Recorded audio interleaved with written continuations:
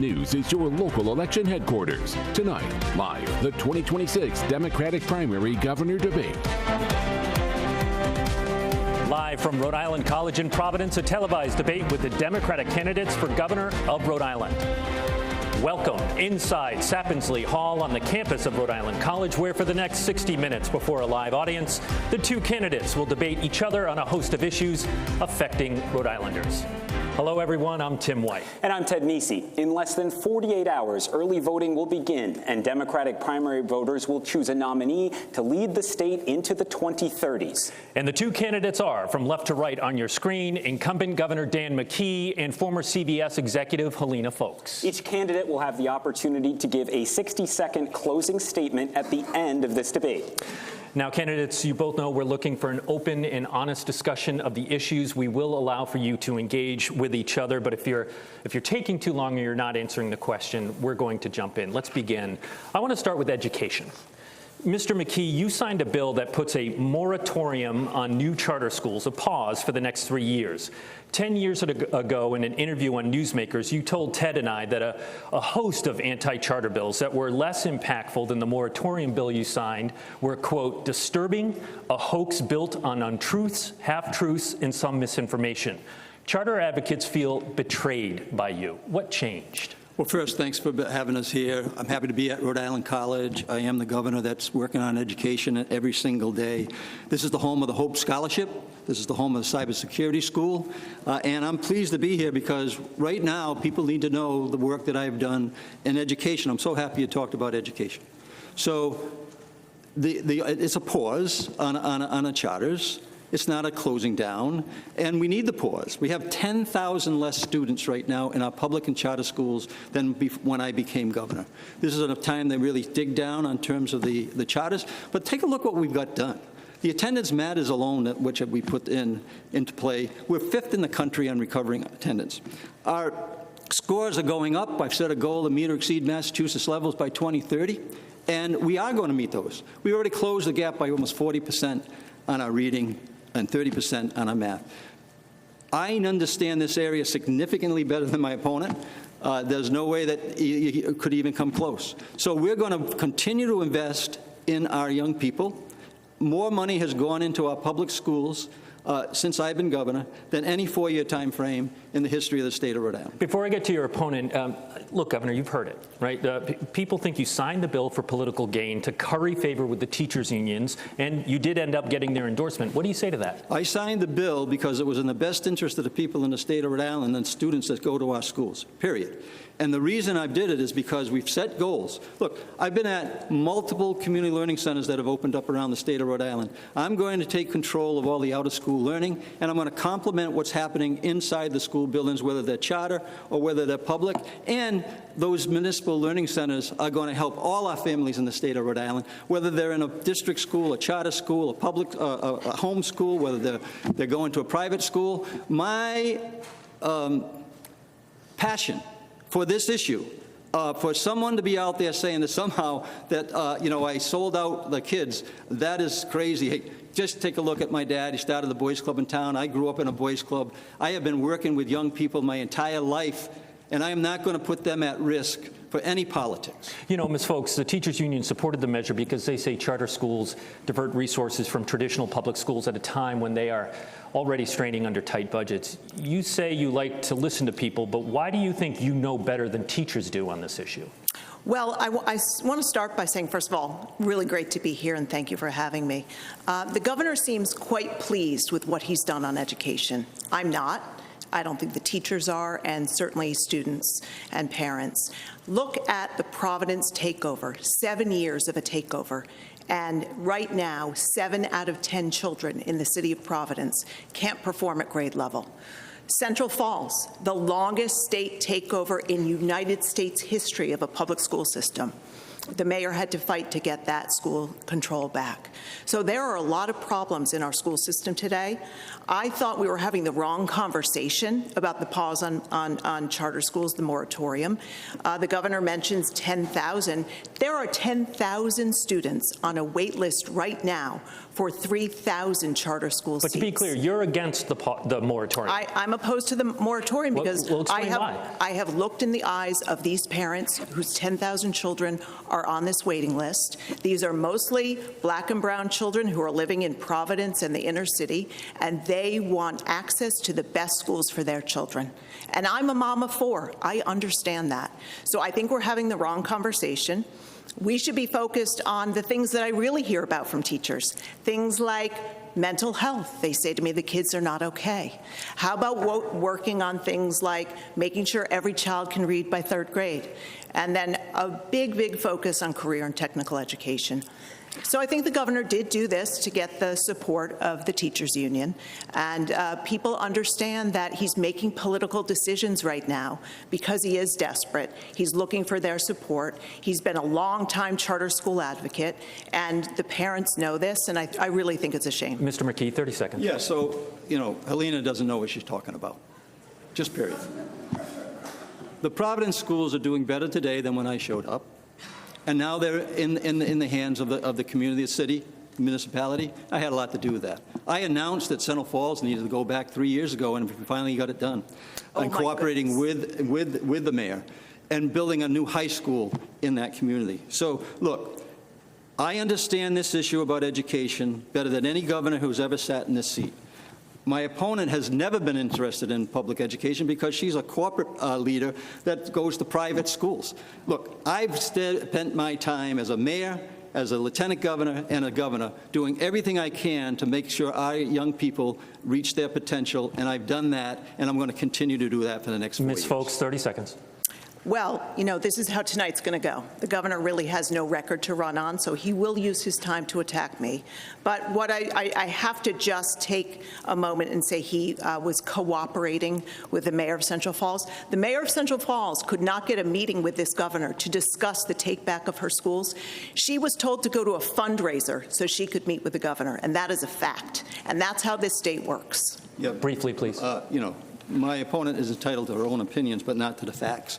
I have a monthly meeting with every municipal leader in the state of Rhode Island. Mayor Rivera doesn't show up for that. Other mayors show up for that. And we talk about the issues that are important to the communities. And by the way, we sent extra help in during the blizzard to Central Falls. We got $10 million going into a community learning center in Central Falls. We got more money going into housing during my watch than ever before. So this nonsense that my opponent's trying to throw out, look, I don't care who supports me from the mayor's office. I support the people that I serve. And that's why the people who work for a living support me in virtually every single union in the state, whether it's the teachers, whether it's the laborers, whether it's the firefighters, whether it's the nurses. They are with me because they know I'm with them, and they know that my opponent is not. Well, let me just jump in. I mean, the parents in Providence are very upset about what has happened under the state takeover. 7 years, nothing to show for it, as I said. And he made this decision to give the school control back very late this spring, again, for political reasons. He knew that the system wanted it back. He decided that was another way to curry favor. That's what he has been doing this entire election to win the votes of people instead of doing the right thing for the people. We have to move on to the next. I know that, but I got to add, there's more school buildings being built in the city of Providence since I've been governor than ever before. And the record is very clear. The mayor would like those schools back. The school committee chair would like those schools back. I worked with them, and they got their schools back. And now we're going to continue to work in Providence, just like we always have in every school district in the state of Rhode Island. And I called for the schools to go back when I got in this race, which was last September. All right, let's move on to another issue. Frankly, hardly any issues in this race have gotten more attention than the opioid crisis and the Washington Bridge. Let's talk about those. Ms. Foulkes, I want to ask you about Raymond Cranack. According to prosecutors, during your tenure as head of CVS's retail pharmacies, Dr. Cranack was the top prescriber of OxyContin, fentanyl, and other opioids in the state of Pennsylvania. Some patients called him the Candy Man. Pharmacists and others inside CVS sent 17 warnings to corporate about him, more than for any other prescriber in the country. And CVS even learned he was under federal investigation. Yet the U.S. Attorney says the pharmacies you oversaw allowed him to keep filling prescriptions for more than 3 years, even after other drugstores cut him off. He's now in prison for contributing to the deaths of 5 people. Why did CVS Pharmacy, under your leadership, ignore so many red flags for so many years about Dr. Kranak? Well, when I took over running CVS stores, this was January of 2014, and the crisis was raging. It was really an epidemic and very, very hard to jump into and to solve. But what I did was took action right away. Under my watch, we had an almost 40% reduction in opioids dispensed, more than anyone in this country. And I'll tell you a few things we did. We cut off over 600 pill mill doctors, because we could see in their prescribing they were over-prescribing. No other pharmacy cut off any doctors. We were the one who did that. We did the biggest drug take-back this country's ever seen. And under my watch, we led legislation in all 50 states to make sure that people got fewer pills after minor surgery, like a root canal, where you used to get 30 pills after that by law, and now only 10. So all these things were under my watch. Also under my watch, we walked away from $2 billion in cigarette sales. $2 billion you're speaking a year. Generally. I want to know about this specific case. I don't. So you are not aware of the Dr. Kranak case? Listen, we cut off over 600 pill mill doctors. I can't speak to any one in particular. I wish that we had cut off even more. I will say that. You know, anytime you're leading through a crisis like this, there's more you want to do. I think every day about the families that are affected by this. I think it's atrocious that this governor is politicizing this issue, because I have heard from many in the recovery community, they don't want their personal tragedy being made into politics. And my heart goes out to people. But yes, we took strong action. There's no other retailer in this country who cut off any doctor. We missed some, but we did so much. And under my watch, as I said, we had an almost 40% reduction. Do you accept that explanation, Mr. McKee? The U.S. Attorney and our own Attorney General was quoted, our Attorney General was quoted that before much time goes further, the three CVS, Walgreens, and also the other facilities, they are going to get caught because they put profits ahead of people. And now the DOJ and the U.S. Attorney has said that under my opponent's watch, because she's told us that she was in charge of all the things happening at the retail and the pharmacies, that they sold 800,000 pills in an East Providence CVS store in 2014, in the very first year that my opponent was president of the pharmacies. Look, they pressured the pharmacists to fill orders that they shouldn't be filling. That's right in the report. Look, she's not going to apologize for her behavior in this area, and she's not going to come to terms with the fact that she hurt a lot of people, including the people at CVS. That is not Remember, true. I'm not talking about CVS on this one. I'm talking about the person who was running the pharmacies that the U.S. Attorney is saying that they were putting profits ahead of the safety of the people in the state of Rhode Island. Ms. Foulkes? I wish the governor understood the East Providence store he's referring to. Many of you at home probably know it's a 24-hour store right off the highway, 195, and it serves the whole East Bay, even parts of Massachusetts, because it is 24 hours. It even serves parts of Providence at night. So if you're leaving the hospital, Rhode Island Hospital, and you need to get a prescription filled, that is where you're going. So the frame of reference is wrong. The governor loves to talk about this, and he has talked several times about the Attorney General. The Attorney General has, in fact, endorsed me in this race. So he got comfortable with the actions that we took. And he is also always trying to attack CVS. CVS has 7,000 employees in this state. Okay? These are families that are so dedicated to this company, and we're working very, very hard during this period. It was very challenging. And leadership is a moment where you're thrust into something and you have to take action, and that's what we did. 10 seconds, and we're moving on. Yeah, my opponent needs to stop hiding behind a great company like CVS, that her bad leadership put them in jeopardy of paying billions of dollars of settlements, and there's one coming. So you're going to have the opportunity to sit when you get, deposed, to tell the U.S. attorney that he's lying when he's actually putting out this information. I've never been deposed. I've never been charged. You will and when be. he talks about a great company like CVS, by the way, this governor has not even spoken to the CVS CEO in almost 2 years, okay? An employer with 7,000 employees in this state. All right, He would candidates, have thought after Hasbro, he would have reached out to them. I think the voters know where you both stand. Let's turn to the bridge. As far as I know, please, audience, as far as I know, no one disputes, Mr. McKee, that it was the right decision to close the bridge for safety reasons, and no one disputes other governors bear much of the blame for its deterioration. But when the bridge closed, you told the public you'd have a new bridge open by this September at a cost of $368 million. The bridge is now expected to be done in late 2028 at a cost of $428 million. Why do the signs on the bridge say on time and on budget when it's over 2 years later than originally promised and $60 million over that original budget? No, immediately we shut down the bridge to keep people safe, and that's my job. And I did that, and we made sure that we got out and made sure that we could tear down the old bridges. It took 90 days to determine that it actually, that the people who were giving us the investigations and the inspections were giving us the wrong information. They misdiagnosed the problem. That's why we're going after them in lawsuits. The process was that we went out for bids. We got what we needed. We got somebody to tear down the bridge. And then we won aggressively. We wanted to go aggressively to make sure that if we were able to save money and save time, we would. We didn't lose any time. We got somebody to tear down the bridge. And then within 6 months, before the bridge was totally down, we had a contract in place. We had a price in place.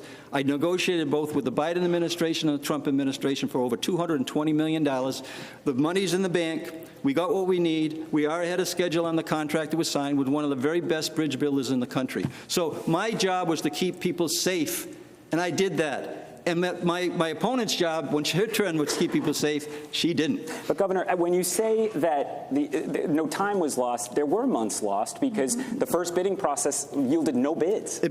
No, Tim, you're wrong. No. The first bid process gave us what we needed to tear down the bridge. I mean, we could not build a new bridge until we tore down the bridge. So we had a contract in place far before Maryland did, which my opponent was, trying to crack a couple jokes at my expense that actually they were ahead of us. We actually are ahead of them by a couple years. Look, we didn't lose time, Tim. We went out with a bid. We got somebody to demolish the bridge that needed to come down. And we got that. And then before that bridge was fully demolished, 6 months before, we had a contract in place with one of the best bridge builders in the entire country to build the bridge. And now they are building the bridge. So I don't understand your timeline. You remember the RFP. Could we have built the bridge before we... July 3rd, July 3rd, 2024, one of our reporters interviewed at the airport, and you acknowledged that no bids had come in for the RFP. No bids to build a new bridge, but we had bids to tear down the bridge. And that's what you needed. You needed to be able to tear down the bridge before you could build a new bridge. Ms. Foulkes? This is ridiculous, okay? Ridiculous. He waited 6 months for a contracting process. He had such severe penalties in this contract process because he was desperate to build a bridge by this election, and at the end of 6 months, no one bid. It's just the truth, okay? And what's happened is Rhode Islanders are stuck in traffic. Their lives have been upended. I have been to businesses on the both sides of the bridge who are just down and suffering. And we have signs that say on time and on budget. This is not true. I remember when the signs went up that said, "Thank you for your patience." I met this older woman in Barrington. She said to me, "Helena, every time I see that sign, I want to get my BB gun out and shoot it." And I thought, you go. We all do. This is frustrating. You know, one of the joys of living in Rhode Island is that it's easy to get places. And this governor wasted our time and our money with a political bidding process. Mr. McKee? Well, first of all, that's not accurate. Again, my opponent is entitled to her opinions, but she's not entitled to have her own facts. The fact of the matter is we shut down the bridge because we kept people safe. That was my job, and I did it. And then For her to say, for my opponent to say that somehow we wasted time, it takes time to build a bridge. And we took time to put together a bid to get somebody to demolish the bridge. So right now, look, we kept people safe. It's been a pain in the ass for everybody. I haven't denied that, and I understand that. And so I understand that it is a problem for people, but the alternative would have been far worse, to let this bridge go just because, and in past history, we have left work on that bridge for political reasons. And so look, I'll let you go 30 seconds, and then we have to move on. The governor approached this problem the way he approaches every problem in the state, with total lack of urgency. Okay? That's what leadership is about, a sense of urgency. The other thing is nothing changed at the DOT. Okay? He said a day of reckoning would come. Nothing happened. I called for Peter Alviti to be fired the day I got in this race. It took far too long for him eventually to go. But even under Alviti, so many changes need to be made. Insourcing engineering, having tight control over inspections, changing the culture of the place. There's a lot of work to be done, and that's why we need new leadership. We're going to go to bridges and putting more asphalt down than ever in the history of the state of Rhode Island, and the facts show that that's true. Candidates, a rapid-fire section now. We want to get through some topics pretty quickly, so I'm looking for 1 or 2 word answers here. I'm going to rotate the order. Mr. McKee, we'll start with you. Rhode Island's minimum wage is set to go to $17 an hour by 2027, but some want it to go higher. Would you sign or veto a bill that would raise the minimum wage to $20 an hour by 2027? Yeah, so I'm in favor of raising the minimum wage. So you would sign? So I'll have to take a look at a bill if it comes to my desk, but also with raising incomes around the state. Thank you, Mr. McKee. Sign or veto? I would sign that. Okay. The U.S. Supreme Court has significantly limited the Federal Voting Rights Act. Advocates of the Rhode Island Voting Rights Act say if passed, the law will build on the original protections. Ms. Foulkes, would you sign or veto the Rhode Island Voting Rights Act? I think the Secretary of State's done an excellent job. We are far safer than most of the country, and I would support further enhancements. So you would sign it? Yes. Mr. McKee? Yeah, I would follow the lead of the Secretary as well. He's done a good job protecting our right to vote. That's why I signed the legislation to keep ICE away from the perimeter. You would sign the Voting Rights Act? The Rhode Island Voting Rights Act? Yes. Yes, okay. Former House Speaker Mr. McKee, Joe Shekarchi's pursuit of the state Supreme Court has reintroduced the public to the revolving door law, which bars lawmakers from getting a state job for a year after they leave office. There is a disagreement if that law applies to a seat on the Supreme Court. Would you support or oppose a constitutional amendment that would apply the revolving door law to the Supreme Court? I'm already looking into it. So, and that's how it has to be corrected. It has to be corrected through a constitutional amendment, and I'm already looking into ways to make that thank you, Mr. McKee. Ms. Foulkes? I absolutely will. I think the spirit of ethics reform 20 years ago was to say that no one in office today should be any kind of a judge within 12 months of serving. Thank you. And final question in rapid fire. We're in Sappensley Hall. Would you sign or veto the Lila Manfield Sappensley Compassion Act or the Right to Die bill that would allow adults with a terminal illness to self-administer life-ending medications? Sign or veto, Ms. Foulkes? Absolutely, I would sign it. I have watched people I love die. It's a very painful thing to do, and the compassion that goes into end of life is important to me, and I would like patients and families to have control. Thank you, Ms. Foulkes. Mr. McKee? Yeah, so I'm interested in looking at it. I've talked to the rep that actually sponsoring that. Do you lean anyway? I want to see it. Okay. Ted? Candidates, Rhode Island has the most aggressive deadline in the country for utilities to switch to 100% renewable energy. They have to do that by 2033 under current law. Other Democratic governors, including Maura Healey and Kathy Hochul, are changing their timelines like this because of rising costs and the Trump administration's policy changes. Ms. Foulkes, if you're elected governor, will you keep the 2033 renewables deadline or ask the General Assembly to delay it? Well, the governor and I disagree a lot on energy. I have called his plan a false choice between saving money and saving the planet. And to get to your question specifically, he has wasted time. Since he signed the Act on Climate, he's essentially done nothing to bring more renewables onto the grid. And so we are far behind. I think that politicians make a mistake of picking random dates that they can't hit. So I'm less focused on the date. I believe it will probably have to move out, but I'm much more focused on making sure we make a very strong lean into wind and solar. They're the cheapest form of energy. They save the planet, and people are suffering right now. So there's much more to be done. Mr. McKee? Look, there's no more important issue right now is to lower our energy costs. My opponent's plan will actually raise the energy cost for people in the state of Rhode Island. Let's be clear. I'm the person that went and said, look, there's $1 billion of savings on the portion of the bill that the state controls. I got $500 million. I'm going back for the other $500 million.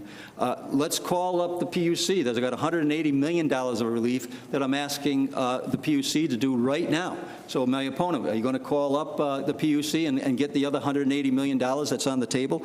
We are in a spot right now where people are suffering because of their electric bill. Everywhere I go. My opponent, you know, she's earned enough money, I guess, to not worry about her energy bills. Me, I am with the people. I'm not with the company, and we have controlled costs there. We have gone after the company, Rhode Island Energy. We've lowered some of their incentives. We've lowered their profit margin. Actually, we're going in there right now and asking for a lower profit margin as well. But this is an important issue. And for my opponent to have a plan that doesn't work and it's going to add cost to ratepayers in the state of Rhode Island is really a shame. All right, I'm giving you 30 seconds. Let's talk about let's calling up, okay? Let's call up Rhode Island Energy, a monopoly owned by a Pennsylvania-based company. This governor has not pushed back on them at all, and that's a big reason Rhode Islanders are paying higher utility bills, okay? He says he talks about not being with a company. 2 years ago, our own Attorney General had to fight this governor to get $200 million of rate relief inside this state from Rhode Island Energy. This governor has never pushed back on a big monopoly. He's not fighting for the people of Rhode Island. That's exactly what I'll do when I win. 20 seconds, and we have to move on, Mr. Yeah, McKee. 20 seconds on that. Look, she's wrong. Our administration negotiated that $200 million. That came through our Division of Public Utilities. Again, she's showing that she doesn't understand the way government works. All right, I want to talk about a technology that is getting a lot of attention, and I have to tell you, our newsroom is getting a lot of calls on it, and that is flock cameras. Mr. McKee, hours before this debate, you called for a pause on the installation of new flock cameras by the state police, and you urged cities and towns to do the same. Your pause applies to new cameras, but existing state police license plate readers remain operating during a 60-day review. If there is a real privacy question and serious enough to freeze new installations, why aren't those the same concerns serious enough to pause the cameras already collecting data?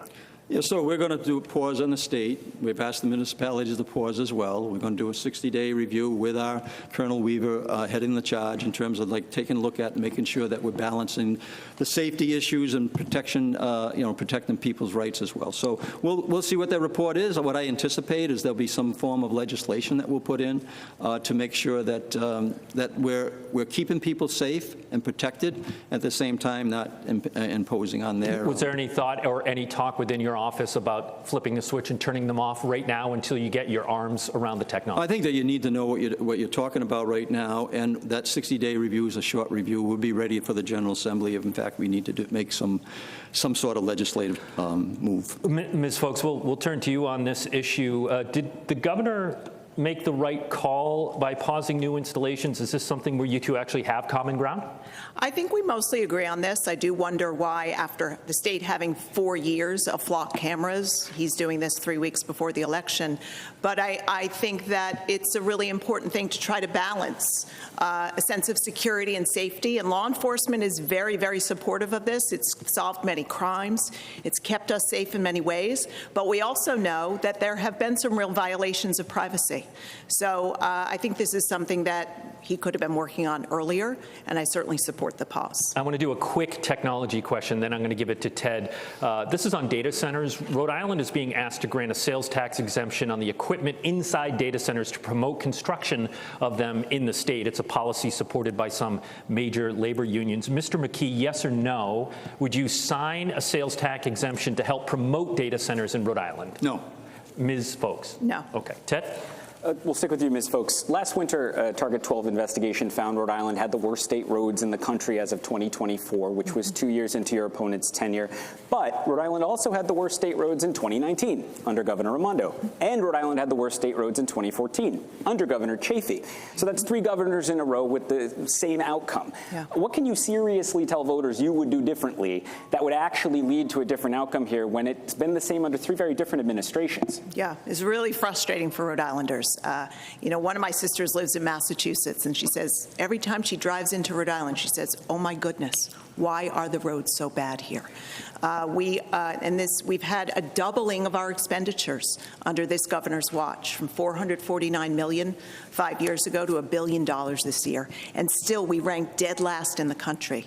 I think this is a good example of the problem at the top. I will do a national search when I am governor for an expert from somewhere else in the country who has no connections to anyone in Rhode Island. This has been a place where you got to know a guy to get things done. It is really quite ugly in our state's history. We need to also be looking at bringing engineers back in-house, a whole rethinking of how we run DOT. We outsourced inspections. And the governor and Peter Alviti said, well, we're not in control of inspections because we outsource the inspectors. That's ludicrous. That's crazy. We need to have a total review of the DOT to make sure every dollar we are spending goes to maximize the safety and security of our roads. Briefly, before I go to the governor, can you pledge that Rhode Island will not have the worst state roads in the country if you are elected? Well, I pledge that I will work very hard to make that happen, and I can't imagine we'll have the 50th worst roads once I'm governor, because I'll bring in someone who really knows what they're doing. We have lacked that. We did not have someone at the top, at the DOT, who had national experience on bridges and roads. Again, total misinformation. And we know this to be true because I've talked to the people who do these ratings. It's 2 or 3 year lag on where we are right now. That's a fact. When I came into office, there was no plan for asphalt. I put $100 million in the budget and freed up $450 million of asphalt work. Now that's why 295's done, 146's done, 95's done, and also over $450 million, almost $500 million to help with our bridges. All the blue bridges are either new bridge or like new bridges. Again, my opponent, her corporate experience is really dangerous. Think about when she was at Hudson. She laid off 2,000 people while she's, benefiting the banks, benefiting the CEOs, making $80,000 a day while she's laying off How people. How's that affected to bridges and roads, Governor? Well, I'm telling you, what it affects is the way that you manage and mismanage in that space. So this we've is already the gone poster child for mismanagement. The this opioids, is the poster we know that you child mismanaged for it. that. We have and the worst now bridges she's and roads talking in the about country. reframing DOT. We had a bridge over Amtrak that fell down under I think that I've got the right to answer this question. I mean, we seem to be jumping on the facts that I'm putting out. Finish your answer, Mr. McKee, please. Yes. This matters of how you manage. And when she was managing Hudson Bay, she laid off 2,000 people while she's making $80,000 a day. Her point of reference on this is just not where the world lives in terms of working with people. Laughing at people basically on the way out the door saying they're low-hanging fruit. Just briefly before I'll let Ms. Foulkes respond, but do you expect then that Rhode Island will no longer be in last place for state roads once the more up-to-date I know data that comes? we've made significant improvements. By the way, I put a municipal grant fund in place. The municipalities have now done over $150 million of local roads. And by the way, if anybody out there sees a pothole, dial 511. 511. We will respond to that pothole within 48 hours. We've already done 1,000 of them, so we put up the system. All right, thank you, Ms. Foulkes, on the Hudson's Bay, it does matter how you manage. I couldn't agree more with the governor. The governor's role is the top executive function in this state. Okay? It really matters. He is asking for an unprecedented 3rd term, and we are last in this country in bridges and roads. And as to his allegations around Hudson's Bay, I walked into a crisis. This was a company, bricks and mortar retail, hadn't invested in all the online digital tools, and things were really rough when I got there. I had 100 days that I put for myself to figure things out. The low-hanging fruit, I would never refer to people as low-hanging fruit. What I was talking about with low-hanging fruit was the IT systems, all the work that we needed to do to rebuild that company. In 100 days, I made some tough people decisions at the top. Not everyone at the top could make it. I made those decisions quickly, so I got the right team in place. That's exactly what the state needs. Yeah. All right, candidates. The banks got paid. The executives got rich, including my opponent, at $80,000 a day. We heard you. And Mr. people got McKee. laid off and sent home. As a governor, I don't send people home. Ms. Foulkes, rent control. We should be very worried about her background. Thank you, Mr. McKee. We're going to move on now. Ms. Foulkes, rent control has been a hot issue in Providence. If David Morales wins the mayor's race over Brett Smiley, there will almost certainly be a rent control ordinance, something I believe you both have opposed. If the General Assembly passed legislation to block rent control in Providence, would you sign it? I really haven't thought about that yet, because what I want to do is we have a housing crisis. I agree with a lot of the people who are worried about rent control. It comes from the same place. That place is feeling that you've been priced out of housing in this state. There's not a single city or town in Rhode Island today where a family making $100,000 a year could afford to buy a home. Rents in Providence are out of control. The only way to solve this crisis is to build a lot more homes and apartments. That's what I will do when I'm governor. I will build 20,000 new houses and apartments, and I'll use the millionaire's tax to pay for that. I'll also have protections on tenants' rights. I've met so many families who've been kicked out of their apartments in the middle of the school year, have to move to another town, totally upend their families' lives. I've also got part of the money that I will put towards rent relief. We know, in fact, that 1 or 2 months' rent can really help a family so they don't get pushed out of their apartments. So there's a lot to be done. This is a place where we have very big differences in our policies. This is the #1 thing I want to work on, and it's so important that we get it right. Building 20,000 new houses and apartments is the way to go. Mr. McKee, I'll let you speak broadly about housing, but the original question is, if the General Assembly passed legislation to block rent control in Providence, would you sign it? Yes, first of all, you got to see the bill. And so I definitely would talk to any mayor that's in Providence if they're trying to help with that area. But I want to talk about this housing thing. My opponent's housing plan doesn't work. In fact, it's going to delay production. She's counting on a millionaire's tax that we actually have put those dollars to help with child tax credits. Trump's pushback on health insurance, keeping 20,000 people on health insurance that are not on health insurance. That's how we're using the millionaire's tax, and we're going to eliminate the Social Security tax once and for all in this state. And those dollars are going to help us do that to help families in terms of the affordability issues. Her plan will not take a dollar of revenue in until probably the summer of 2028. And then it takes time to actually build out the buildings, and from permitting to actually ribbon cutting is another 2 years. She won't have a shovel in the ground till probably 2029, 2030, and she said she's going to build 20,000 housing units with those dollars. The timeline does not work. We have a plan, the first plan in 20 years for housing. We've done over 8,300 units since I've been governor. We talked about and over 1,200 with the bond that was just passed in 2024, and we still have only used half the money. So we are in a spot right now where we're actually making progress on this, and the way you control rents and control costs is by creating inventory. My opponent's plan will not put a shovel in the ground because there'll be no money to actually build the houses that she's talking about until about probably 2029. All right, Ms. Foulkes, 30 seconds. Does he have that timeline right? Well, he's changed his numbers, but I think the fact of the matter is I voted for the housing bond a couple years ago because housing really, really is important to me.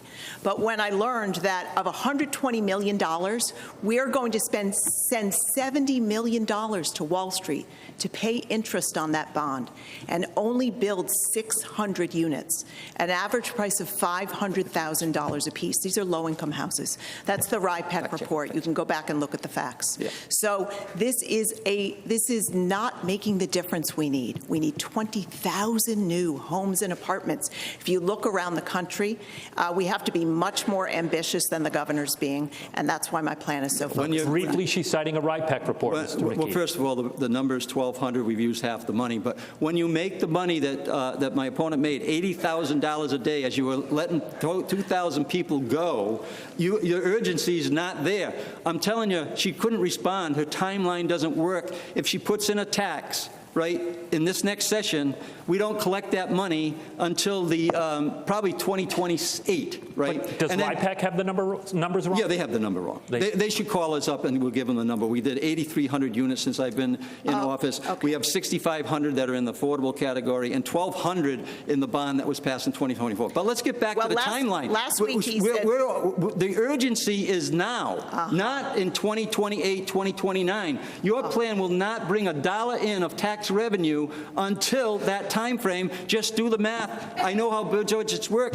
When people pay that millionaire's tax, they're not going to pay it until the spring of 2028. Final word, Ms. Foulkes. The urgency is now. I could not agree more. I could not agree more with the governor. He has not acted with a sense of urgency around this issue.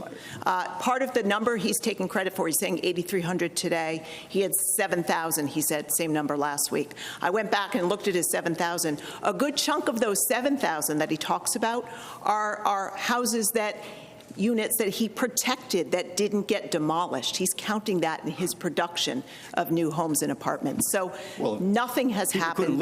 I'll go back to my original premise. There's not a single city or town. Answer the question about There's not a single city or town. You won't get a shovel in the ground until about 2029. Governor, stop.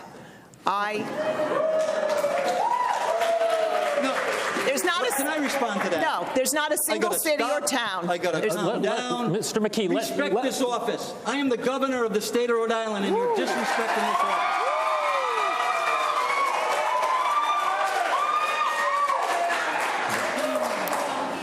And she's still not talking about the timeline. Okay, we're going to move on. No, I want to make this final point. So you're saying, Governor, that the millionaire's tax, if passed by the Assembly, by the time the new budget took effect, you say the money wouldn't be there? Is that what you're... The money is not coming in until people pay that taxes in 2028. No. What do you say to that specific question?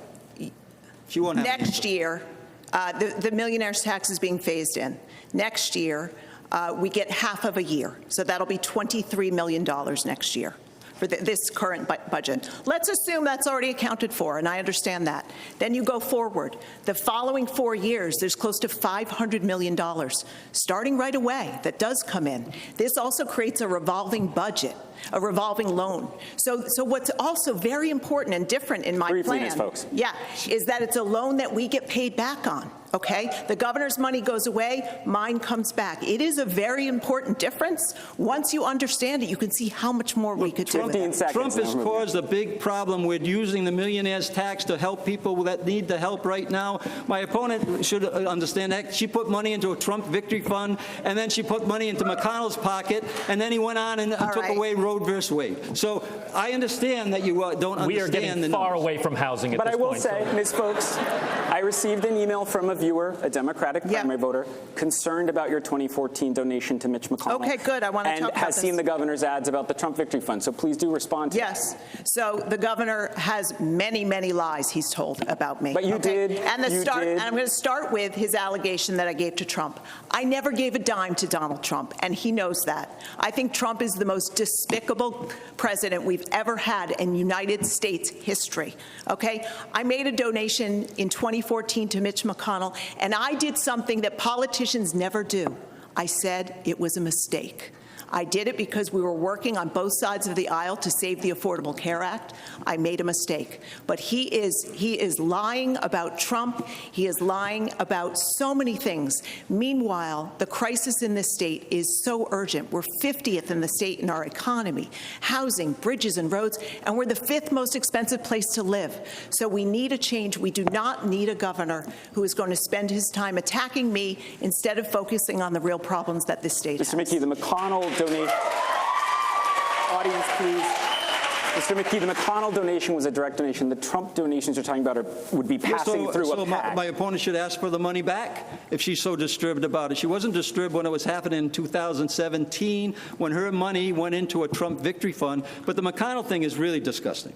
This is 4 years after McConnell said he was going to make Obama a one-term president, and she sends a check to him. And then stacks the Supreme Court, and Roe v. Wade gets overturned. That's why Planned Parenthood is supporting me and not my opponent.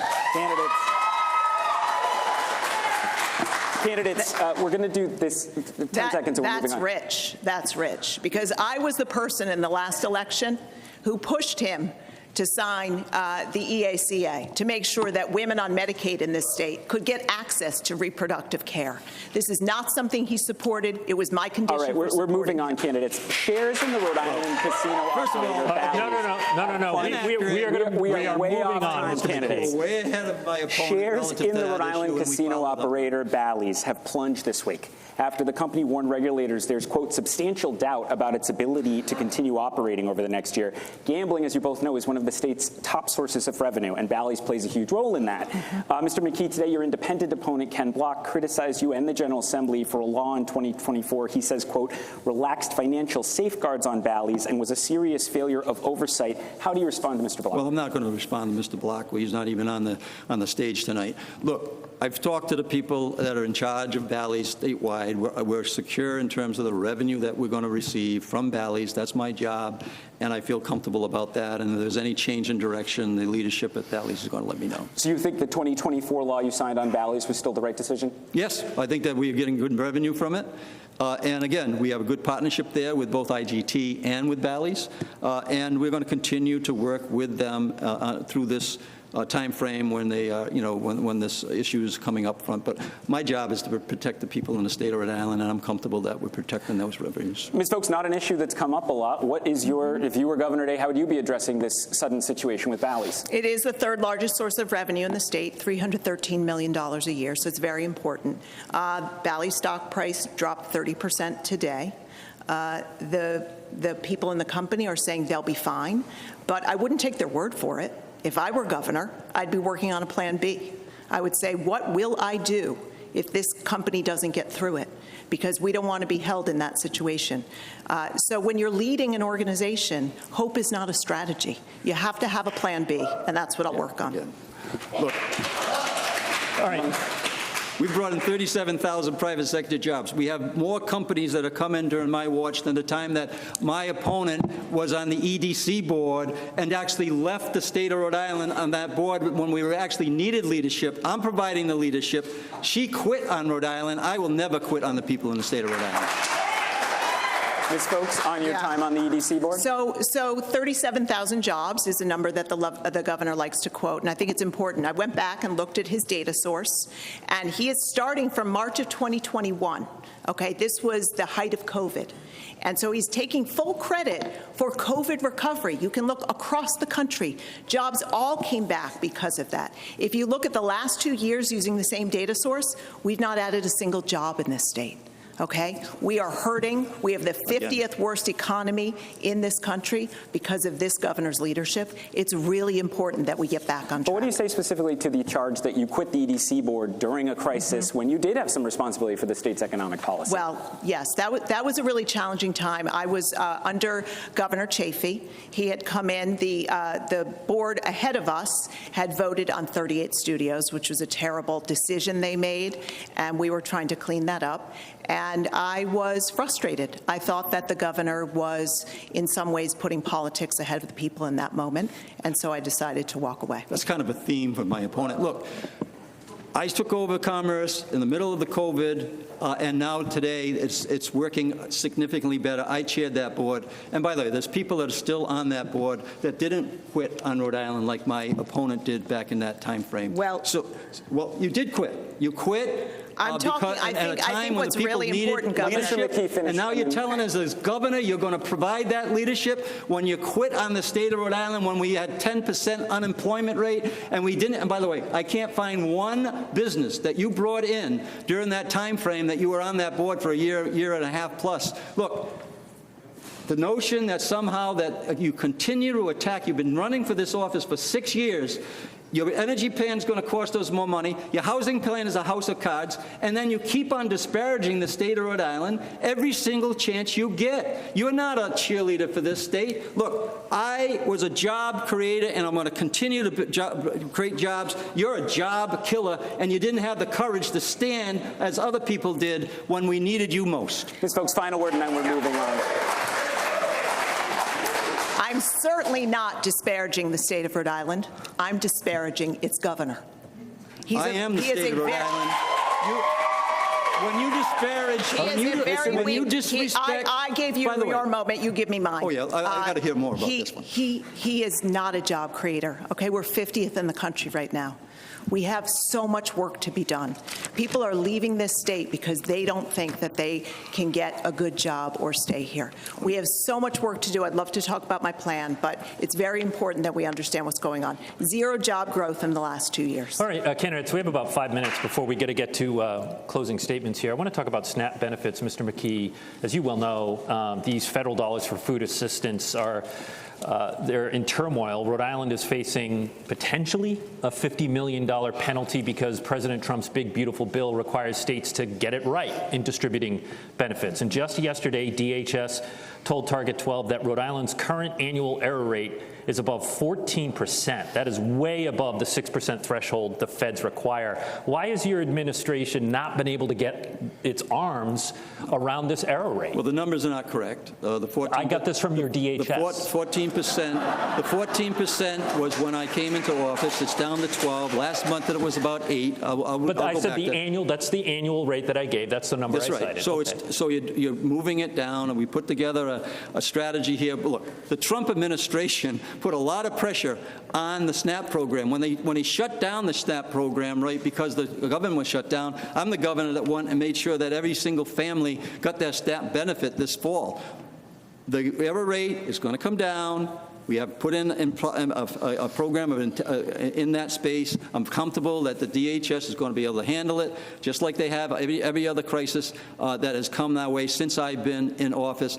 You know, the UHIP didn't work very well for the previous administration. I haven't had one of those, and I'm not going to have a situation where we're paying a penalty. We have good quality people, and for this, my opponent, to be attacking the people again tonight that are in place doing this job, I find that unforgivable. I stand by the people that work with me because of the work that we're getting done. And give me an example where we failed. Give me one example where we failed in DHS. All right. In DHS. I'll give 3 examples. Oh. Okay. You only asked for one. It is a lack of competency. We do have a very high SNAP error rate. That will mean we're going to send $100 million in penalty to the federal government. Okay? So this is an important component of leadership. I'll give you another example. We spent $90 million or more on our state systems, and yet this governor couldn't get the W-2 rights for state employees. The W-2 forms went out in December. They were incorrect. That has been a fiasco under his leadership.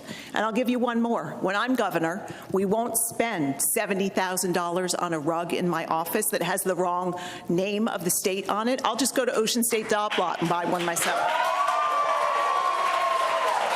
Yeah, so again, misinformation, we are not going to pay a penalty. We're right on top of this, just like we are on every other issue in the state of Rhode Island.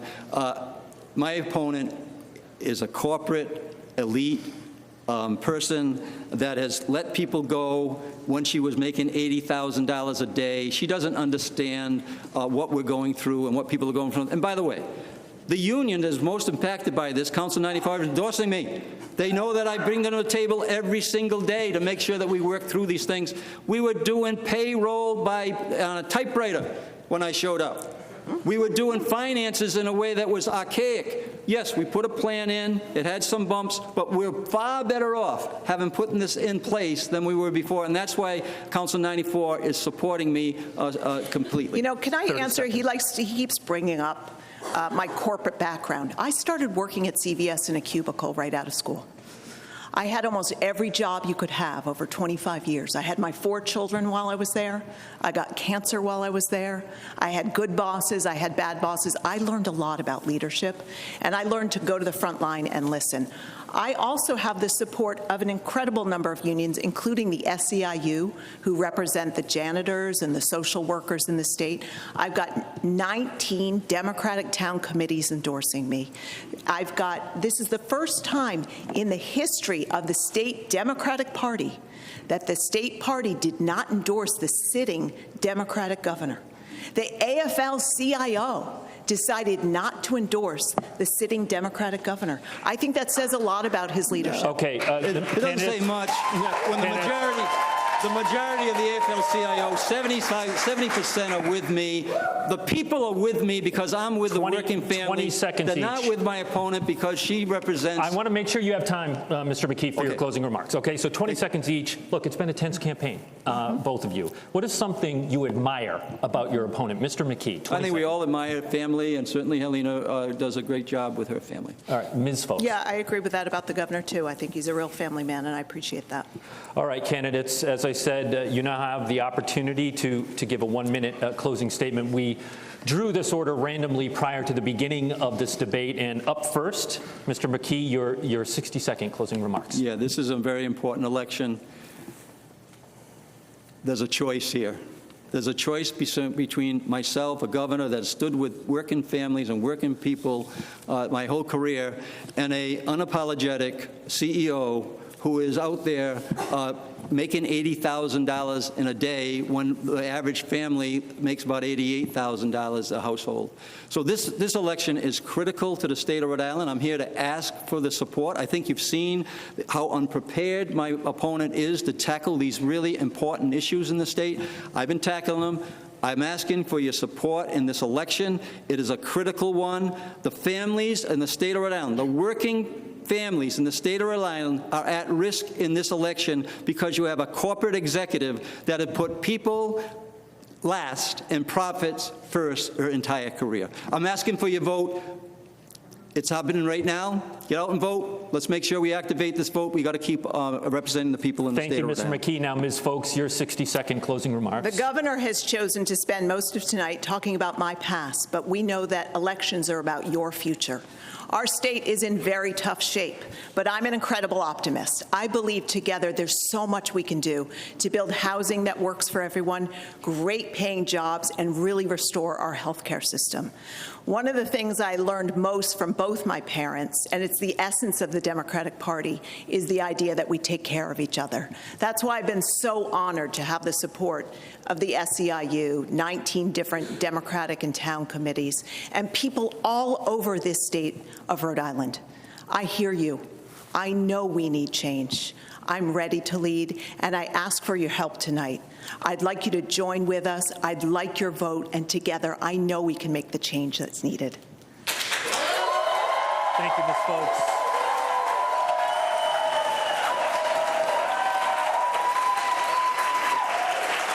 And why don't we give, I want to thank both of the candidates for taking part in this important debate, and briefly, let's have the audience applaud you both.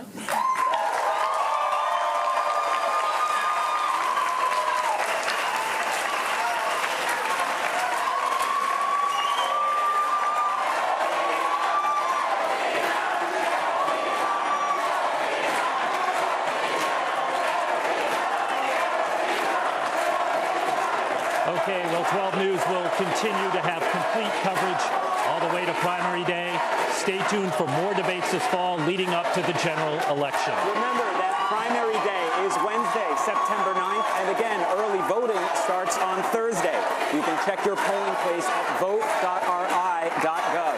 We've had a long debate series here on 12 News. If you missed any of those debates, you can watch them on WPRI.com, or you can download the free 12 Plus TV app. And this Friday on Newsmakers, we're going to be taping an analysis of this debate with our 12 News political analyst Joe Fleming to break down all the highlights from this important debate. And again, if you missed any of it, you can watch it right now on WPRI.com and on our free 12 Plus TV app. And don't forget to watch us on primary night for complete coverage as we bring you live results of all the races this election season. For Ted Nesi, I'm Tim White. Thanks for watching.